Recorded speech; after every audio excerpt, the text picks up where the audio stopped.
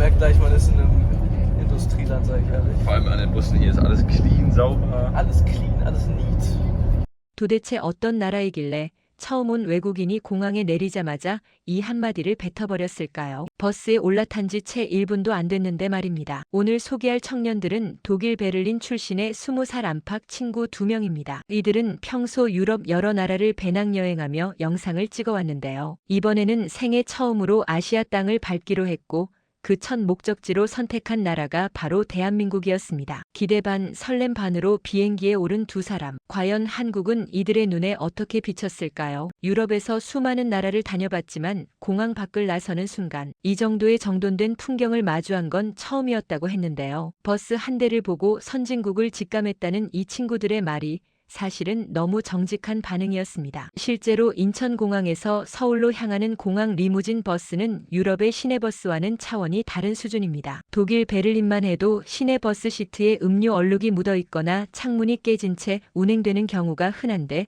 한국에서는 공항 버스조차 내부가 항공기 비즈니스 클래스처럼 깔끔하게 정돈되어 있거든요. 이런 한국에서는 너무나 평범한 일상이 이 두 청년에게는 첫인상부터 충격으로 다가왔던 겁니다. 숙소에 도착한 두 사람, 서울 한복판에 하룻밤에 약 15유로, 우리 돈으로 약 2만 원짜리 호스텔을 예약했는데요. 유럽에서 이 가격이면 환기조차 제대로 안 되는 다인실을 기대해야 하는데 여기는 아침 식사까지 포함이었습니다.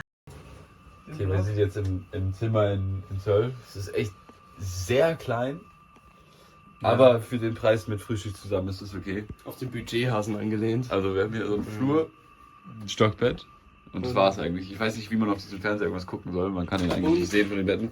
Und natürlich ein Föhn, das ist ganz wichtig. Ohne Diffuser. Aber Ja, aber Frühstück ist dabei und für was 15 Euro die Nacht. Hier in Südkorea ist es schon nicht schlecht. man beschwert sich nicht, ne? Nö. Man sagt eher ja. Ja.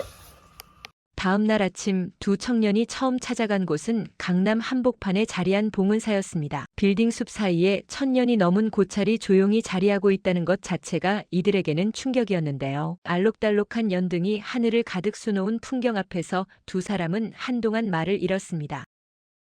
그런데 이 봉은사 바로 건너편이 뭔지 아시나요? 삼성동 코엑스입니다. 현대적인 유리 건물과 천년 사찰이 한 화면에 담기는 나라. 한국만이 가능한 풍경이죠. 유럽에서는 오래된 건물과 현대 건물이 철저히 분리된 구역에 존재하는 경우가 많습니다. 파리의 역사 지구와 신도심이 완전히 나뉘어 있는 것처럼요. 그런데 한국은 그 경계가 없습니다. 5000년 역사와 첨단 현재가 아무런 어색함 없이 나란히 공존하는 것. 그게 이 나라의 가장 독특한 매력입니다. 경복궁에 도착한 두 사람. Okay, wir sind jetzt in dem Tempel, wo wir gestern hin wollten, der ja gestern montags und Dienstag hat der irgendwie zu.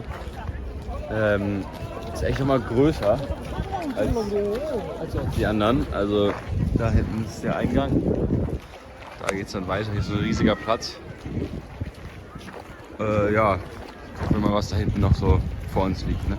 경복궁 내부로 들어서자 한복을 입은 관람객들이 사방에 가득했습니다. 외국인, 한국인 할 것 없이 저마다 한복을 차려입고 궁궐을 거니는 이 풍경에 두 사람은 연신 카메라를 이리저리 돌리며 자신들이 지금 어디에 와 있는지를 실감하려 했죠. 한복을 입은 사람들이 궁궐 마당을 가로질러 걸어가고 그 뒤로 600년 역사의 전각들이 펼쳐져 있는 장면. 독일에 살면서 박물관에서나 볼 법한 역사의 현장이 지금 눈앞에서 살아 숨쉬고 있다는 사실이 이 청년에게는 아직도 실감이 나지 않는 모양이었습니다.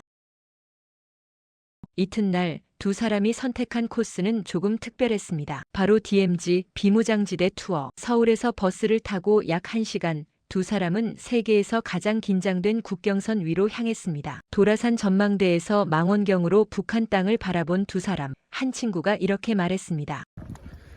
Okay, wir waren jetzt gerade bei dem Observatory. Da vor mir, da darf ich halt nicht hinfilmen und nichts filmen davon. Wir haben uns ein bisschen Nordkorea angeguckt. War schon mal cool zu sehen, aber komisches Gefühl. ja, und wir wissen nicht, was wir davon halten sollen, dass da stehen so Ferngläser, dass du so das Land angucken kannst. Weiß ich nicht. Vielleicht hätte die Aussicht einfach gereicht. Aber ja, ist auf jeden Fall echt cool. Auch. Aber man darf halt leider nicht filmen, warum weiß ich nicht. Aber ja, soll man sagen? Das ist ein bisschen komisches Gefühl, darüber zu schauen. Aber es ist interessant. Ja, also das Rüberschauen ist okay, aber dieses Anstand mit den Ferngläsern, weiß ich nicht. ist Das ist ein bisschen komisch. Aber ich meine, bisschen DDR-Mauer-Vibes. genau. Sag ich ehrlich. 독일은 분단의 역사를 가진 나라입니다. 베를린 장벽이 무너진 지 35년이 넘었지만 독일인들은 그 역사를 아직도 또렷이 기억하고 있죠. 그 역사를 몸에 품고 자란 두 청년이 한반도의 분단선 앞에 서 있는 장면은 단순한 관광이 아니라 두 나라의 역사가 조용히 공명하는 순간이었습니다. 두 사람은 이제 한국 여행의 두 번째 챕터 부산으로 향합니다. 버스로 약 4시간. 부산에 도착한 두 사람이 처음 찾아간 곳은 감천문화마을이었습니다. 산비탈을 따라 파스텔 색감의 집들이 계단식으로 올라가 있는 풍경 앞에서 두 사람은 발걸음을 멈추고 한참을 바라봤는데요. 골목골목을 걸으며 두 친구는 또 하나의 놀라운 장면을 목격합니다. Okay, wir sind hier jetzt gerade ein bisschen. Ja, also wir haben gerade einfach nur kurz den Ausblick angeguckt, ihr habt ja gerade gesehen. Und dann sind gerade so ein koreanisches Paar irgendwie zu uns gekommen, haben gefragt, ob wir Englisch sprechen, und haben uns dann hier irgendwie so gezeigt, wofür das hier, also was das hier wirklich war oder ist. Also es heißt ja Tombstone Village, aber irgendwie es gibt halt keine Schilder, die das Touristen sagen. Und es ist wohl so, dass sie hier von ganz viel, also hier war so ein japanischer Friedhof aus dem Weltkrieg und hier sind so in den Mauern überall so Grabsteine drin. Also nachdem die Japaner dann abgehauen sind, haben die hier dann so, haben die diese Grabsteine benutzt, um Wände und Häuser und so zu bauen. Und also die hatten uns gesagt, also das haben wir auch gesehen, die Schilder sind nicht auf Englisch oder so. Und die meinten halt, das ist schade, weil viele Touristen es einfach verpassen, weil das jetzt nicht so auf dem Hauptding ist, sondern man muss ja halt so runterlaufen von der Hauptstraße. Aber Onkel hat uns darauf hingewiesen. Ja. Auf jeden Fall sehr interessant.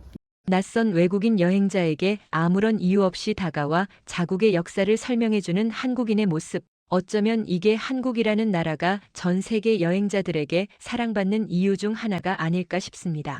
경주로 향하는 길, 이번에는 한국의 기차를 탄 두 사람. 경주 대릉원에서 신라 왕들의 무덤이 잔디 언덕처럼 넓게 펼쳐진 풍경을 바라보며 두 친구는 또 다른 한국을 만났는데요. 경주 동궁과 월지, 안압지에서는 수면 위에 비친 한옥 지붕의 반영이 너무 아름답다며 한동안 그 자리를 떠나지 못했습니다.